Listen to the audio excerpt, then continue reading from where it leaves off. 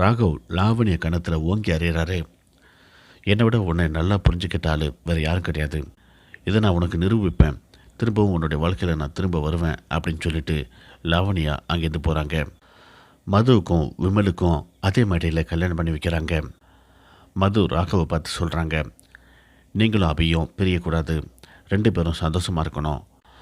நானும் விமலும் எப்படி இன்றைக்கி சந்தோஷமாக இங்கே நிற்கிறோமோ அதே மாதிரி நீங்கள் 2 பேரும் சந்தோஷமாக இங்கே நிற்கிறத நாங்கள் பார்க்கணும் அப்படிங்கிற மாதிரி சொல்கிறாங்க. அடுத்த சீனில் அபியோட அம்மா அப்பா எல்லாருமே வீட்டுக்கு வராங்க. வீட்டில் ஹாலில் உட்காந்து எல்லோரும் பேசிகிட்டு இருக்காங்க. ராகவ் அபியோட அக்ரிமெண்ட் லெட்டர் எடுத்து அஞ்சலி வாசிக்கிறாங்க. அஞ்சலிக்கு குழந்தை பிறந்த பிறகு நம்ம 2 பேரும் பிரிஞ்சிடணும் அப்படிங்கிற மாதிரி அதில் எழுதியிருக்கிறத அபி யோசித்து பார்க்குறாங்க. இந்த லெட்டரை படிக்க விடாமல் தடுக்கணும் அப்படின்னு சொல்லிட்டு வேகமாக போயிட்டு அந்த லெட்டரை பிடுங்குறாங்க. இன்னொரு பக்கம் ராகவும் ஓடி வந்து அந்த லெட்டரை பிடுங்குறாங்க. ராகவ் அந்த லெட்டரை சுக்குநூறாக கிழிச்சு போடுறாரு. நீங்கள் 2 பேரும் ஒற்றுமையாக சந்தோஷமாக இருக்கணும், இனிமேல் உங்கள் வாழ்க்கையில் சண்டையே வரக்கூடாது அப்படிங்கிற மாதிரி அட்வைஸ் பண்ணிவிட்டு அபியோட அம்மா அப்பா அங்கேருந்து கிளம்பி போகிறாங்க.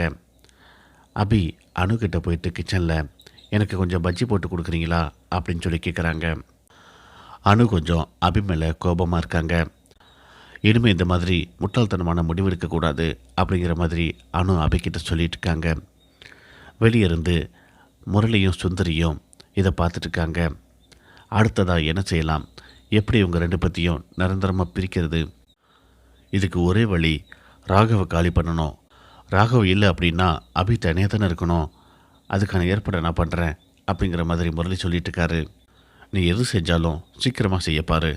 ஏன்னா அஞ்சலிக்கு இன்னும் சீக்கிரமாகவே குழந்தை பிறக்க போகுது.